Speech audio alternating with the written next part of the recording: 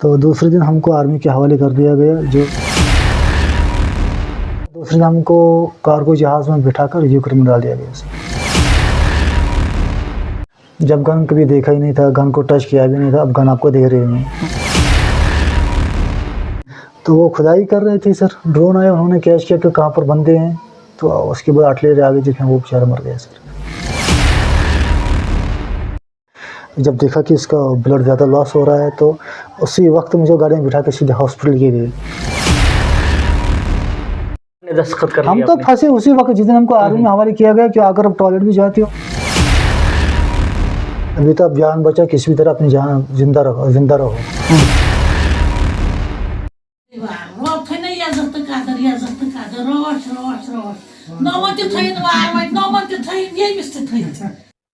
बिस्मिल्लाहिर्रहमानिर्रहीम। अस्सलाम वालेकुम नाज़रीन, मैं हूं आपका मेज़बान मुदस्सर मंजूर, आपकी खिदमत में हाजिर।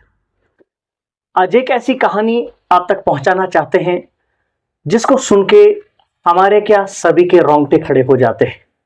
एक ऐसा नौजवान जो नौकरी करने के लिए बैरूनी मुल्क चला जाता है और वहां एक ऐसे जाल में फंस जाता है जिससे निकलना बहुत ही मुश्किल था, लेकिन इसे कुदरत का करिश्मा कहें या इनकी किस्मत कि ये वहां से बस सही सलामत वापस आ गए। तो आज आज़ाद यूसुफ हमारे साथ मौजूद हैं, जिसके बारे में आपने सुना ही होगा। जॉब करने के लिए गए थे, लेकिन वहां पे यूक्रेन रशिया वार में इनको धकेल दिया गया। धोखे से ये वहां पे फंस गए और 9 महीने बाद इनकी आज वापसी हुई है। तो कश्मीर का ये नौजवान वहां पे कैसे पहुंचा और कैसे वहां पे फंस गए इस जंग के दौरान, और आज इनकी वापसी कैसे मुमकिन हुई, इनसे ही जानेंगे। आजाद साहब, आपका खैर मकदम है। सबसे पहले हमारी तरफ से आपको बहुत बहुत मुबारकबाद कि आज आप फिर से अपने घर में मौजूद हैं और आपके जो वालिदैन हैं उनसे आप मिल पाए, क्योंकि एक ऐसी मुश्किल में आप फंस चुके थे जहां से वापस आना मुश्किल ही नहीं बल्कि नामुमकिन सा लग रहा था सबको। तो क्या हुआ था, आप कहाँ गए थे और कैसे आप इस जाल में फंसे थे, हमारे नाज़रीन को बताइए। पहले तो आपका बहुत बहुत शुक्रिया भाईजान।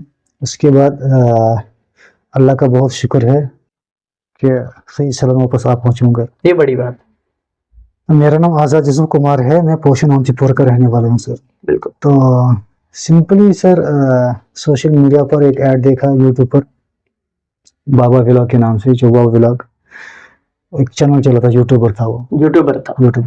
आपने उसी का ऐड देखा? हालांकि उसका अगरचे दुबई में ऑफिस भी है और उसके सब एजेंट्स अगरचे मुंबई में काम कर रहे हैं, कुछ एजेंट्स रशिया में भी काम कर रहे हैं, उनसे हम मिले भी हैं। तो उनका जो हमने ऐड देखा, बस रशियन सिक्योरिटी हेल्पर गार्ड का जॉब था, 40,000। उसने लिखा था कि 40,000 first 3 month you will gate 40,000 per month.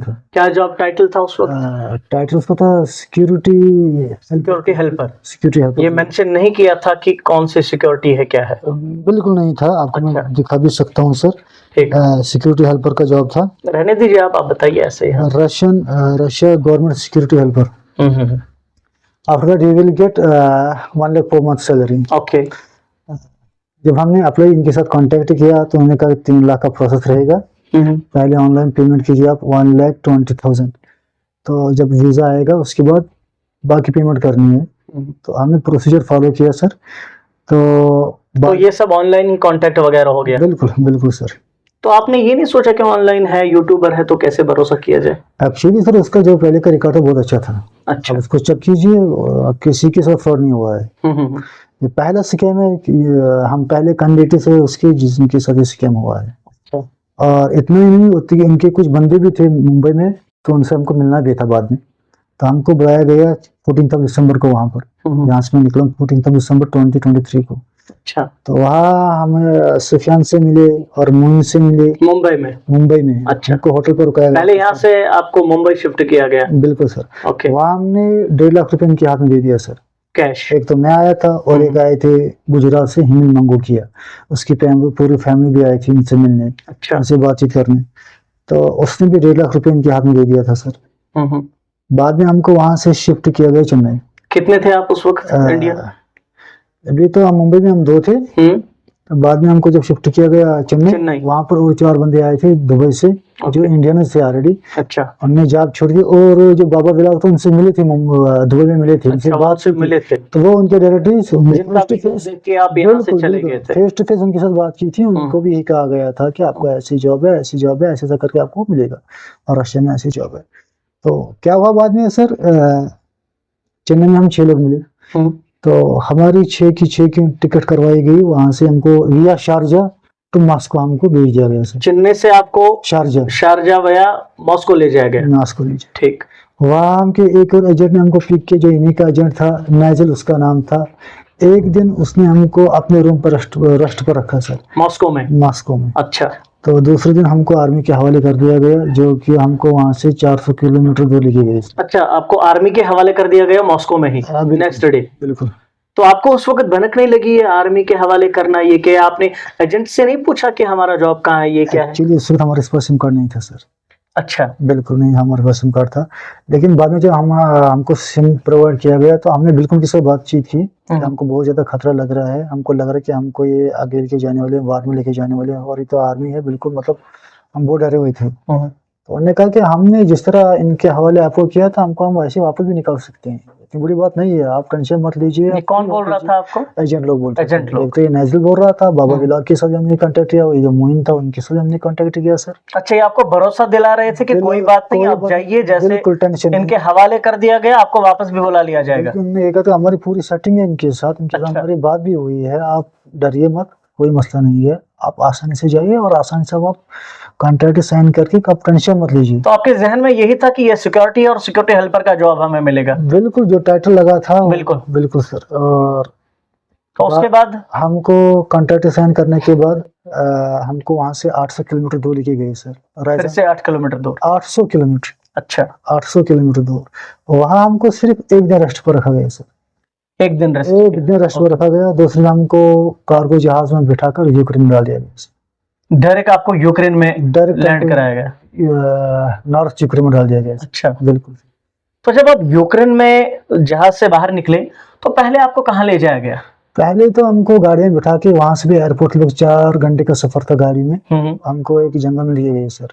वहाँ वो रशियन रहते थे, तो रात में हमको उतारा, यहाँ पर सो जाओ, तो बंकर में हम सोने लगे सर। तो फिर सुबह 5 बजे हमको उठाया।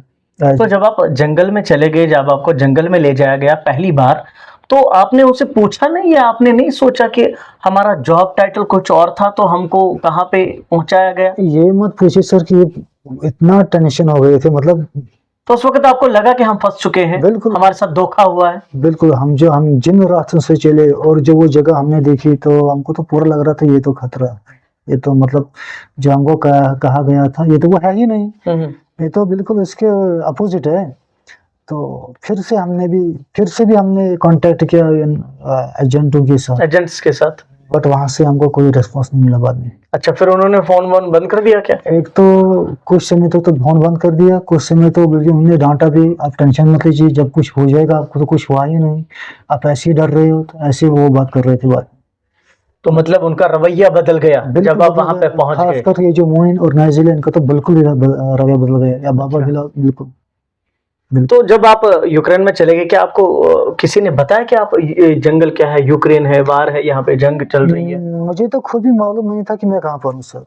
बाद में जब हमको सिम प्रोवाइड की तो हमने लोकेशन, जब हमने देखा कि हम कहाँ पर है, तो हम यूक्रेन में थे। अच्छा, बोलता तो वहाँ पर कोई आया ना, हमको जाना कहाँ है, कहाँ लेके जा रहे हैं, इसकी जगह का नाम क्या है। ये तो फिर हमने मोबाइल पर वो सर्च किया कि हम हैं कहाँ पर, तो बाद में मालूम पड़ा कि हम तो यूक्रेन में हैं। और ऊपर से वहाँ की ठंड, वहाँ का जो विंटर, वो तो मतलब उसका कहना क्या है, इतनी ठंड है कि हम बर्दाश्त नहीं कर पाते वो ठंड। यूक्रेन और रशिया की जंग के बारे में जब हम खबरें सुनते हैं तो दिल दहल जाता है यहाँ पे बैठ के भी। और जब आप वहाँ पे उस जंग में फंस गए तो कैसा मतलब आपको महसूस हुआ, क्या लगा आपको? बहुत बुरा लगा। कोई बंदा कितना भी मतलब अनएम्प्लॉयड हो, बहादुर हो, बहादुर की बात मैं नहीं कह सकता, अलबत्ता मैं अनएम्प्लॉयड की हूँ, क्योंकि मैं तो अनएम्प्लॉयमेंट की वजह से ये जो वहाँ पे चला गया था। बिल्कुल, कोई तो अपने आप को जंग में तो थोड़ी ना धकेल देगा, बिल्कुल नहीं, तो मरने के लिए कोई खुद में पैसा कमाना चाहेगा। बिल्कुल। तो ये तो हमारे मतलब हमारे वहमा गुमान भी नहीं था कि ऐसा होने वाला है हमारे साथ। तो बाद में जब वहां पर थे तो सुनने में आया कि यहाँ पर कोई एक दो बंदे हमारे जो मेरे भाई के साथ थे, ये जो अबरार भाई हैं इसके साथ थे वो दो भाई।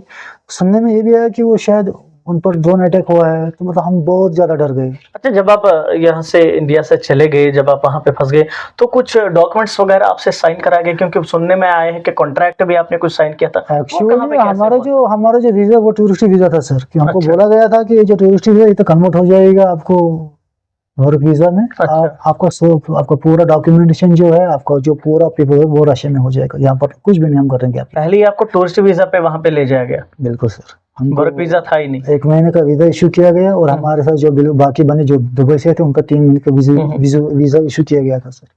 बिल्कुल। तो ये कॉन्ट्रैक्ट कहाँ पे साइन करा गया आपसे? मॉस्को से 400 किलोमीटर दूर एक जगह कोस्टरामा। अच्छा, वहां पर हमको ये साइन कराया गया सर। तो क्या लिखा था? आपने कुछ ट्रांसलेट वगैरह किया? बिल्कुल, जिस दिन हमको पहले दिन बुलाया गया वहां पर, तो सिंपल फैमिली डिटेल्स थी उसमें। आपका नाम क्या है, फादर का नाम क्या है, मदर का नाम क्या है, कितने भाई हो, क्या कर रहे हैं, फोन नंबर, सिंपल डिटेल्स थी सर। अच्छा, फैमिली डिटेल्स पहले दी गई? बिल्कुल। लेकिन जिस दिन हमको निकाला गया वहां से, वहां पर फिर उन्होंने हमको वापस बुलाया अपने हेडक्वार्टर पर, तो 5-6 डॉक्यूमेंट उन्होंने लाए। वो कहा बस इनको साइन करना है, तो सिर्फ साइन हमसे लिए गए। तो उनको ट्रांसलेट करना बहुत ज्यादा मुश्किल था। 5 मिनट में कितना ट्रांसलेट करोगे आप? अच्छा, जब पहला कॉन्ट्रैक्ट आपने साइन किया उसमें फैमिली डिटेल्स जब आपने फिलअप की, बिल्कुल, तो उस वक्त आपने ट्रांसलेट उसको किया? बिल्कुल किया था सर। हमने तो 1 घंटा हमने ट्रांसलेट किया सर। अच्छा, तो उस वक्त आपको लगा कि नॉर्मल सी डिटेल्स है, कोई मसला है नहीं? बिल्कुल सर। तो जब दूसरी बार आपसे साइन लिए गए, तो वो दस्तखत लिए गए, एक्चुअली कॉन्ट्रैक्ट वही था सर। अच्छा, कॉन्ट्रैक्ट वही था, वो आप ट्रांसलेट नहीं कर पाए सर। तो वहां पे आप फंस गए? वहां पर फंस गए। वहां पे आपने दस्तखत कर हम दिया? तो फंसे उसी वक्त जिस दिन हमको आर्मी में हवाले किया गया कि अगर आप टॉयलेट भी जाती हो, अगर आप खाने खाने भी जाती हो, तो आपको तो हमेशा आर्मी वाले कागजाती आप वहां पे फंस गए ना? फिर कागजाती तो हम वहीं पर फंस गए सर। बिल्कुल सही सर। तो जब आप जंगल में आपको छोड़ा गया, तो क्या आपको बताया गया आपका क्या काम है, क्या करना है आपको? एक्चुअली हमको पहले सेफ्टी ट्रेनिंग दे दी गई, सिंपल बचना कैसा है, अगर कोई जख्मी हो रहा है उसको रेस्क्यू। आपने उस वक्त कुछ किया कि नहीं हमको वापस जाना है, हम कहाँ फंस गए, या उनका कैसा रिएक्शन था वहां पे? हमारे साथ जितने बंदे, हम 6 बंदे एक साथ थे। एक तो दुबई वाले 4 थे, जो एक तो तेलंगाना का था, 3 कर्नाटका के थे, एक गुजरात का था और एक मैं था। मतलब सभी इंडियन थे, भारतीय सभी थे? बिल्कुल। हमको तो रेशन आती नहीं थी, लिखना भी नहीं आता था। तो हमने क्या हमने एक पेपर मंगवाया और पेन मंगवाया जो कमांडर के साथ रहता था रूम पर। तो हमने वो इंग्लिश में लिखना चाहिए हमारा स्कैम हुआ है, हम इस जॉब पर आए थे, हम मॉस्को में जॉब के लिए आए थे, हमको यहाँ पर धकेल दिया गया, हमारा पूरा स्कैम हुआ है। तो फिर जब हमने उसको कमांडर के हवाले किया तो उसने उसको ट्रांसलेट किया, तो उसको मालूम पड़ा कि हाँ इनके साथ ऐसा हुआ है, तो उसने बात फिर आगे पहुंचा दी। अच्छा, जब आपने कमांडर को बताया कि हमारे साथ फ्रॉड हुआ है, धोखा हुआ है और हमको यहाँ पे धोखे से बुलाया गया है, तो उसने रेस्पॉन्ड किया उसको? बिल्कुल, उसने देखा कि अच्छा, ये कहना क्या चाहते हैं मुझसे, तो उसने कहा कि हम आपकी बात आगे पहुंचाएंगे, बड़े कमांडर से बात करेंगे। ठीक। लेकिन बाद में पता चला कि उसने भी कोई एक्शन नहीं लिया था सर। अच्छा, वो भी जुमला ही था सर कि आप रहिए, आपका काम हो जाएगा। बिल्कुल सर। बस कहता रहा कि हाँ मैंने कहा ऐसा। तो सुनने में ये भी आया है कि आपका जो पाँव है उसमें गोली लगी, ये सच है? एक्चुअली सर, मैं जिस फैमिली से बिलोंग करता हूँ या जिस कम्युनिटी से बिलोंग करता हूँ, मैं इस फील्ड का था ही नहीं सर। मैं ही क्या, जितने भी बंदे वहां पर गए थे कोई इसका फील्ड का नहीं, इस फील्ड का था ही नहीं सर। हमारे वहमा गुमा भी नहीं था कि हमको ऐसा। नहीं, वैसे भी अगर किसी से पूछेंगे कि आप ऐसा जॉब करने जाएंगे, आपको 2 या 3 लाख भी सैलरी देंगे, वो तो मानेगा ही नहीं ऑब्वियसली। बिल्कुल। पहले सेफ्टी ट्रेनिंग दी गई 5-6 दिन के बाद, 5 दिन तक कंटिन्यू। अच्छा, आपने ट्रेनिंग कर ली फिर 5 दिन? तो आपको लगा हो कि आप फंस चुके हैं, अब कोई चारा है नहीं, अब तो वही करना पड़ेगा जो हमारे पास कोई ऑप्शन था ही नहीं सर। बिल्कुल ऑप्शन नहीं था हमारे पास। जैसे वो कहते वो तो करना ही पड़ेगा आपको। आप करोगे नहीं, आपको मार खानी पड़ेगी सर। अच्छा, बिल्कुल मार खानी पड़ेगी आपको। हमारा एक इंडियन था, कमल सिंह उसका नाम था, बेचारा बहुत एज को गया था, लेकिन उसको अब ट्रेनिंग दे रहे हैं, उसको बेचारे कुछ आता ही नहीं था, उसको तो मार पड़ती थी। हमको जब सेफ्टी ट्रेनिंग दी गई, उसको मारते थे? बिल्कुल। आप ट्रेनिंग क्यों नहीं? बिल्कुल। जब उसने फिर हम 6 बंदों को देखा तो बहुत रोया था कि मैं तो मतलब मुझे साथ बिल्कुल स्कैम हुआ है। बोला आपके साथ नहीं, हमारे साथ भी स्कैम ही हुआ, तभी हम तो यहाँ। अभी तो अब जान बचा, किसी भी तरह अपनी जान जिंदा रहो, कुछ ना कुछ आगे हो जाएगा, कुछ ना कुछ रास्ता खुलेगा इंशाल्लाह, ऐसा बोल के उसको चुप कराया। तो गोली कैसे लगी आपको? तो जब गन कभी देखा ही नहीं था, गन को टच किया भी नहीं था, अब गन आपको दे रहे नहीं, और ऊपर से आपको ट्रेंचेस में आपको ट्रेनिंग करनी है, ऊपर से वहाँ पर बर्फ है, ऊपर से वहाँ का टेम्परेचर इतना डाउन है, माइनस में टेम्परेचर चला जाता है, तो वो फेस करना बहुत ज्यादा मुश्किल है, बहुत ज्यादा मुश्किल है। तो लेफ्ट हैंड से ट्रिगर पर गोली खुद अपने हाथ से गया, गोली चल गई और गोली चल गई, सिर पैर में लगी। तो उस वक्त आपको कुछ ट्रीटमेंट दिया गया वहाँ? बिल्कुल, वो कमांडर मेरा था, बहुत अच्छा था, बहुत अच्छे लोग थे उस वक्त जो मेरे साथ थे। उन्होंने कहा कि सारा छोड़ दो, अब पहले बाहर आ जाओ, स्टन से बाहर आ जाओ। तो मुझको वहाँ से निकाला, तो वैन खड़ी थी, उसने कुछ वॉकी टॉकी में कुछ कहा था, तो वैन खड़ी थी, डॉक्टर खड़ा था, सारे यूनिट खड़ा था कि क्या हुआ है। जब देखा कि इसका ब्लड ज़्यादा लॉस हो रहा है, तो उसी वक्त मुझे गाड़ी में बिठा के सीधे हॉस्पिटल ले गए, जिसमें लगभग 18 दिन में हॉस्पिटल में रहा। 18 दिन आप फिर हॉस्पिटल में ही रहे? बिल्कुल, इलाज होता रहा वहाँ पे? बिल्कुल, बिल्कुल। तो वहाँ पे कैसा केयर मिला आपको? केयर बहुत अच्छा कर रहे थे, वो बहुत अच्छा केयर, मतलब वो तो ये समझते हैं कि हमारे मतलब सिपाही है। सिपाही है, वो तो खोना नहीं चाहते, वैसे भी उनको नहीं रहे, तो केयर तो वो बहुत अच्छा केयर। क्योंकि मौसम की आपने बात की, वहाँ का टेम्परेचर और बर्फबारी वगैरह, तो जब आप उसमें काम कर रहे थे, क्या दिया गया था ट्रेनिंग के बाद आपको? क्या उस वक्त कोई सहूलियत आपको मिली थी बाद में जब मुझे वापस सर्दी से लड़ने के लिए? हाँ, जैसे हम आम बुखार यहाँ पर लगाते हैं सर, तो हमारे रूम पर था ये। अच्छा। क्योंकि वो कमांडर का रूम था, तो उसने अपने रखा था वो, तो हम रात भर फिर ड्यूटी लगाते थे, 2-2 बंदों को 2-2 घंटे, इस बुखार को कंटिन्यू 12 घंटे ऑन रखना, जला के रखना, जला के रखना। तो वो थोड़ा रिलैक्स हमको लग रहा था सर। खाना पीना कैसे आपका होता था वहाँ? पहले तो बहुत ज्यादा मुश्किल था सर, मतलब कोई वेजिटेरियन होता है, जैसे मेरा दोस्त था वो पूरा नॉन वेज था, तो उसको तो बहुत ज़्यादा प्रॉब्लम हुई थी। चूँकि मैं मुस्लिम कम्युनिटी से बिलोंग कर रहा था, तो मुझे भी बहुत बच के खाना पड़ता था। तो बस पहले तो 5-6-7 दिन हम लोग चाय पर गुजारा कर रहे थे और ब्रेड पर गुजारा करते थे। तो जब 6 दिन के बाद मेरे पैर में गोली लगी, तब तो मैं हॉस्पिटल चला गया, फिर तो सारे मेरे दोस्त अलग हो गए और मैं अलग हो गया। तो फिर मुझे मालूम नहीं उन्होंने कैसे अपने आप को सर्वाइव किया, मैंने फिर क्या किया, मैं तो फिर जो भी हॉस्पिटल में फिर मुझे खाने को दी तो मैं वो खा भी था। जब आप हॉस्पिटल से डिस्चार्ज होके वापस आ गए अपने इस बंकर में, तो क्या काम दिया गया उसके बाद आपको? नहीं, मुझे रेस्ट पर रखा गया, मैं बहुत इंजर्ड था सर। अच्छा। मुझे पूरा रेस्ट में दिया गया 10 दिन के लिए। 10 दिन के बाद मुझे नॉर्थ यूक्रेन तो साउथ यूक्रेन भेज दिया गया। अच्छा, नॉर्थ से आपको फिर साउथ यूक्रेन भेज दिया गया सर। ठीक। वहाँ पर भी 1 महीना मुझे रेस्ट पर रखा गया। अच्छा। बिल्कुल, क्योंकि मेरे पैर इंजर्ड, मैं लंगड़ा करके चल रहा था सर।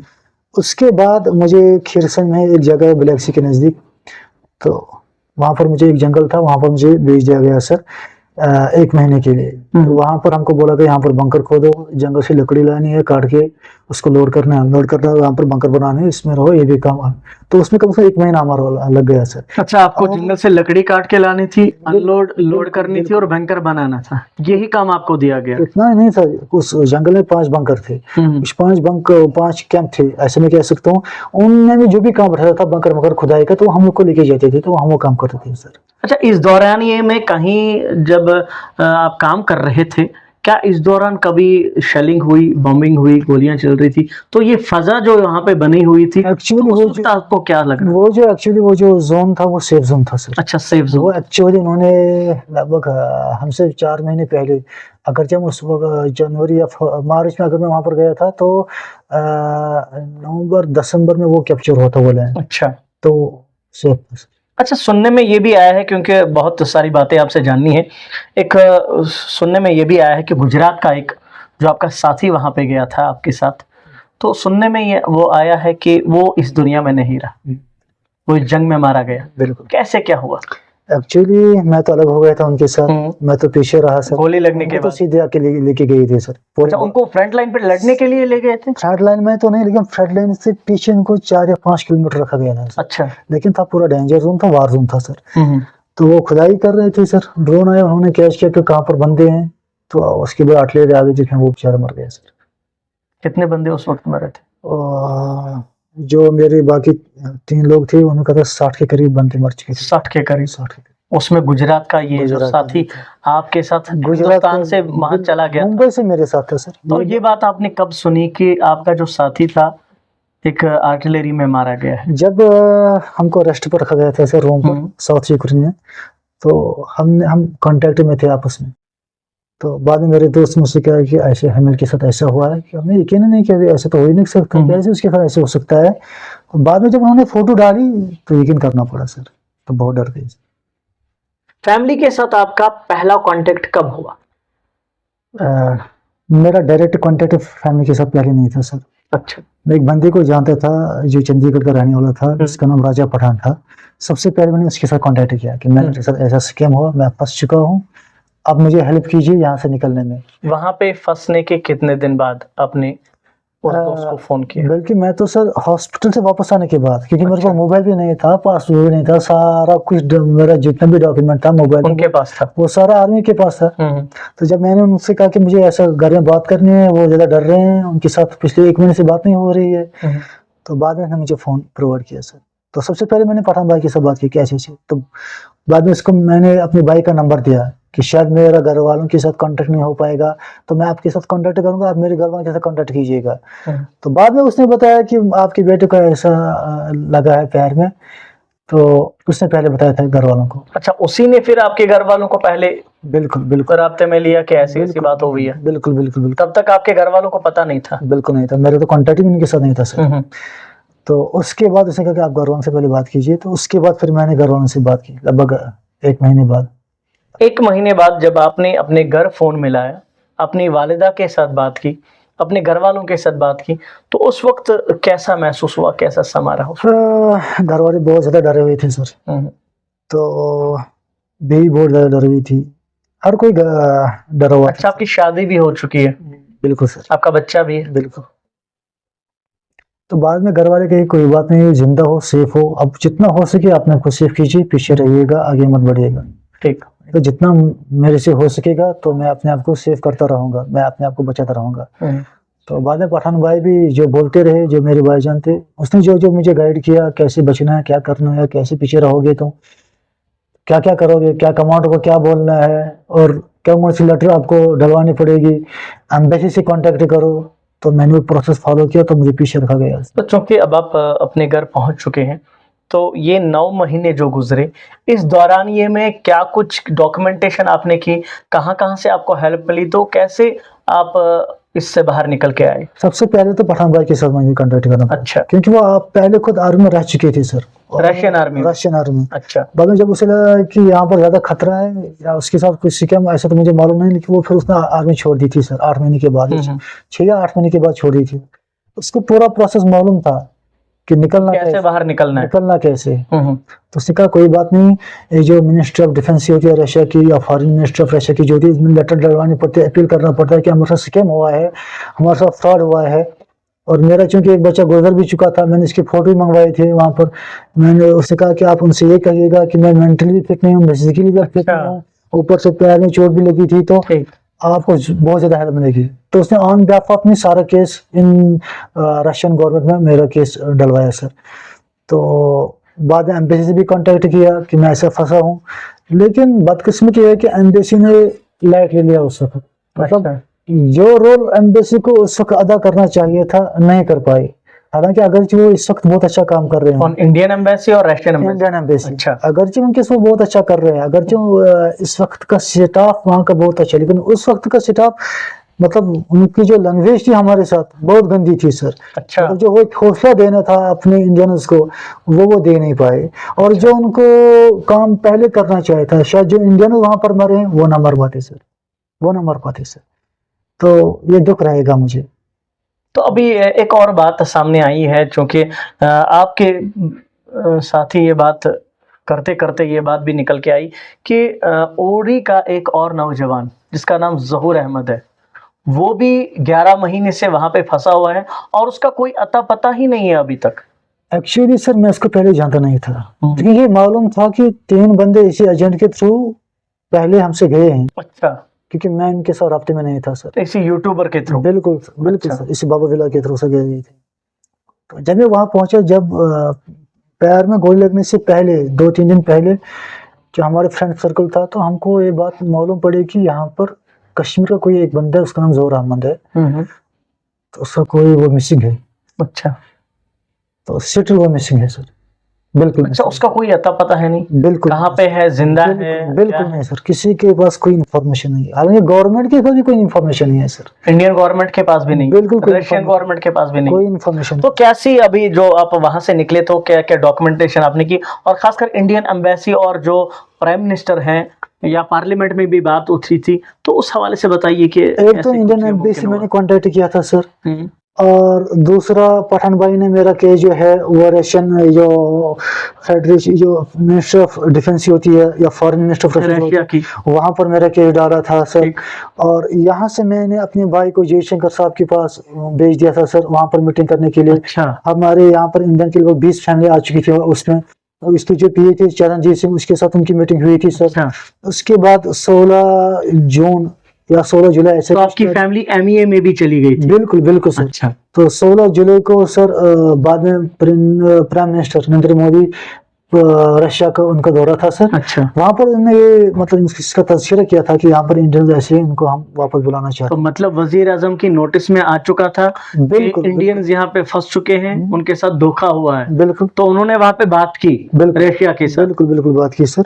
ठीक। तो बाद में कुछ कमांडर हमको बोल रहे थे कि शायद आप लोगों का कॉन्ट्रैक्ट कैंसिल होने वाला है। अच्छा, तो हम भी सुनते हैं हाँ शायद हो सकता है। तो ये कॉन्ट्रैक्ट जो कितनी मुद्दत का रहता है वहां? बस 1 साल का रहते 1 साल का। 1 साल का। तो 9 महीने बाद आपका कॉन्ट्रैक्ट कैंसिल हुआ। जो प्राइम मिनिस्टर हैं, जो वजीर आजम हैं, उनकी मुदाखलत की वजह से 3 महीने पहले ही आपका कॉन्ट्रैक्ट कैंसिल हुआ बिल्कुल और आपको वापस बुला लिया गया। बिल्कुल सर। तो जब कैसे आपको पता लगा, कैसे आपको इत्तला मिली कि अब आप घर जा रहे हैं? एज यूजुअली जैसे हम काम कर रहे थे बंकर बनाने के लिए, तो हम तो चले थे बंकर बनाने के लिए। तो हमको रोका गया कि इंडिया ने जहाँ पर ये हमारा नाम बुलाया वो लेके गए इंडियन, तो हम रुके सर। तो वो ट्रांसलेट किया था कि आपको वापस जाना है, आपको कॉन्ट्रैक्ट कैंसिल हुआ है। तो हम तो मतलब शॉक हो गए कि ऐसे कैसे हो जब आपने ये बात सुनी तो आपको कैसा लगा? शॉक लगा सर। खुशी नहीं थी, बल्कि शौक लगा कि शायद हमको कि सही है या गलत? शायद झूठ बोल रहे हैं। ऐसे तो ये इसको छोड़ने वाले नहीं है। तो फिर भी तीन दिन और रुकाया हमको। अच्छा। तो शायद झूठ ही बोल रहे हैं। फिर 3 दिन के बाद हमको रात के 10 बजे वहां से निकला गया सर। इस दौरानी में, इन 9 महीनों में आपने क्या जिंदगी की जो जंग है वो हारी थी, या कोई आस थी, या लगा था कि शायद यहाँ से जिंदा नहीं निकल पाएंगे? एक्चुअली सर जिसने ये जो मेरा पठान भाई था, इसने जो प्रोसेस मुझे बताया था, ये जैसे प्रोसेस करना है इस तो उम्मीद की किरण जाग गई। ये तो मतलब मालूम था कि हमारी जो मेहनत है ये तो रंग लाएगी। अच्छा, उससे पहले क्या लगता और था? दूसरी तरफ ये था कि बचना ही मुश्किल था। अगर बच गई तो निकल पाएंगे, बचेगी नहीं तो कैसे निकल पाएंगे, ये था। तो जब आपको वहां से फिर निकाला गया, कैसे वो प्रोसेस रहा? मुझे लगता है कि ये तो वो तो नाम तो वहीं से आता है, क्योंकि इंडियन एम्बेसी को नाम प्रोवाइड करते हैं, लिस्ट प्रोवाइड करते हैं कि ये ऐसे ऐसा बंदा हमारा फंसा है। लेकिन मुझे लगता है सर जिसने रशियन फेडरेशन जो मिनिस्टर ऑफ डिफेंस वहाँ की है या फॉरेन मिनिस्टर जो रशिया की है, जिसने वहाँ पर भी अपना केस डाला है, वो बंदा भी पहले निकल रहा है सर। और जिसने सिर्फ एम्बेसी पर अपना मतलब सारा मतलब ये सिर्फ एम्बेसी मेरा कुछ करेगी और रशियन गवर्नमेंट को अपील नहीं की है, तो वो भी फंसा है सर, वो भी निकल नहीं पा रहे हैं सर। तो क्योंकि मेरा केस खुद पठान भाई ने डाला था सर, तो मेरा पहले ही हो गया सर। तो ये भी सुना है कि जब पार्लियामेंट में ये बात उठी थी और उसके बाद जो इंडियन गवर्नमेंट है उन्होंने भी इस बात को संजीदा ले लिया और सीबीआई भी इसकी इंक्वायरी कर रही है कि किस किस ने लोगों को वहां पे फंसा है, जो एजेंट्स के कुछ लिस्ट में नाम भी आए हुए हैं। तो कैसा रोल रहा इंडियन गवर्नमेंट और सीबीआई का? सीबीआई का बहुत और एमईए का? सीबीआई का भी बहुत अच्छा रोल रहा, क्योंकि उन्होंने तो पूरी इंक्वायरी पर बिठाई। ऐसे कैसे हो सकता है कि यहाँ पर जो आपको जैसा देख रहे हैं वो सीधे जंग में धकेल दिया जा रहा है। तो बहुत सारे एजेंट्स पकड़े गए, उनमें से बहुत सारे जेलों में पड़े हैं। अच्छा, बहुत सारे ऐसे हैं जो भी गिरफ्तारी हुई इस मामले में? बिल्कुल, बहुत सारे ऐसे हैं जो भी आउट ऑफ कंट्रीज हैं। तो वो तो हाथ नहीं आए। और हमारे एनआईए साहब जो है उनका बहुत अच्छा किरदार है, वो भी रशिया 2-3 मरतबा आए। तो वो भी बार बार ये बात छेड़ते रहे रशियन गवर्नमेंट के साथ कि उनको रिलीज कर दिया जाए इंडियंस को। और गवर्नमेंट ऑफ इंडिया तो उसका कहना ही क्या है सर। तो मतलब इंडियन गवर्नमेंट ने रशिया गवर्नमेंट पे दबाव बनाया तब जाके आपका जो कॉन्ट्रैक्ट है कैंसिल हो पाया, उनको जल्दी से वापस आपको बुला लेगा। बिल्कुल बिल्कुल। तो कहाँ पहुंचे आप जब वहां से निकले, तो कहाँ कहाँ से आपको फिर से वापस लाया? हमको तो 10 बजे निकाला गया सर, रात के 3 बजे हमको ये जगह रुकाया गया। वो तो यूक्रेन की जगह थी, वहाँ पर बहुत सारे रशियन थे 100-200 के करीब। उनका किसी का कॉन्ट्रैक्ट फिनिश हुआ था, कोई घर पर छुट्टी पे जा रहा था, तो हम इंडियन में 6 थे वहाँ पर, 6 हम थे। तो वहाँ से हमको बस में थर्सडे 10 को हम निकले, 3 बजे फ्राइडे को हम पहुंचे यूक्रेन दूसरी जगह पर। वहाँ फ्राइडे के लगभग 10 साढ़े 10 के करीब हमको फिर से गाड़ी में बिठा के रशिया सैटरडे 1 PM हम पहुंचे। तो उस वक्त आपको पूरा यकीन हो गया, लेकिन जब घर वालों से मिलने का वक्त हो गया? सर मेरा तो यकीन भी नहीं था। अभी भी नहीं? अभी भी नहीं यकीन। अच्छा। क्योंकि पहले हमको एक उलियानस्क उसे कहते हैं, वो मॉस्को से 1200 किलोमीटर दूर है सर। अच्छा। लगभग 800 850 तो है ही, 850 किलोमीटर तो दूर है। वहाँ हमको भेजा गया सर, वहाँ हमारा पूरा डॉक्यूमेंटेशन हो गया सर। वहाँ से फिर हमने गाड़ी बुक की, तो वहाँ से 850 किलोमीटर मॉस्को हम पहुंचे। जब मॉस्को पहुंचे फिर भी यकीन नहीं आ रहा था कि हम सच में वापस आ रहे हैं। तो मॉस्को में बाद में हम पठान भाई ने हमको एम्बेसी हमारे साथ आ गए, वहाँ हमारी टिकट करवाई एम्बेसी वालों ने। तो बाद में हम वापस आए सर, फ्राइडे 2:30 AM हम दिल्ली पहुंचे सर। मॉस्को से direct Delhi? Direct Delhi sir. और दिल्ली से फिर कश्मीर आ गए सर। तो घर जब आप पहुंचे तो कैसा माहौल रहा? खुशी, वालिदैन ने देखा, बीवी ने देखा, बच्चे ने देखा? खुशी के मारे आंसू निकल रहे थे सबके सर। इनको भी यकीन नहीं आ रहा था सर कि मैं वापस आने वाला हूँ सर।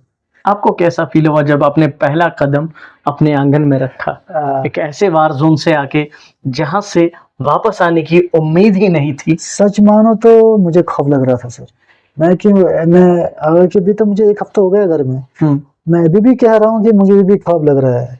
जो आवाजें, वो जहाँ से हम गुजरे हैं और जो हमने सहा है, देखा, वो तो कहने के लायक नहीं है। लेकिन हर वक्त डर का माहौल रहता था। तो अभी वापस आना, घर वापस आना, तो मतलब खाबी लग रहा है सर। हालांकि अगर मैं भी घर वालों के साथ अपनी फैमिली में हूँ, खुश भी हूँ, लेकिन खाबी लग रहा है कि सच में ऐसे मेरे साथ हुआ, वापस आया। अच्छा, ज़हूर अहमद का अभी अता पता है नहीं, क्योंकि आप अपनी फैमिली के साथ फिर से मिल गए हैं, तो क्या पैगाम रहेगा आपका? मैं तो इंडियन गवर्नमेंट है या लोकल एजेंसीज जो हैं? बिल्कुल मैं तो चाहता हूँ जिस तरह इंडियन गवर्नमेंट इस वक्त बाकी इंडियंस की हेल्प कर रही है वापस लाने में, या अगर कोई वहाँ पर डेड हुआ भी है, किसी की डेथ हुई भी है वहाँ पर, तो उसकी डेड बॉडी भी वहाँ पर यहाँ पर बहुत की लाई गई। लेकिन एक ऐसा केस है इसके बारे में किसी को मालूम नहीं है, कंफर्मेशन भी नहीं है, कुछ जिंदा है या कुछ दुनिया में नहीं है, कुछ भी नहीं है सर। मैं चाहता हूँ कि इंडियन गवर्नमेंट इसमें थोड़ा हाथ पर और मारे, और ज्यादा रशिया गवर्नमेंट के साथ इसके बारे में बात करे कि ऐसा हमारा एक बंदा था, इसके बारे में पूरी इंफॉर्मेशन चाहिए। अगरचे उसकी डेथ हुई तो डेथ कंफर्म कीजिए, ताकि उसकी जो फ्यूनरल राइट्स है वो अंजाम तक पहुंचे सर।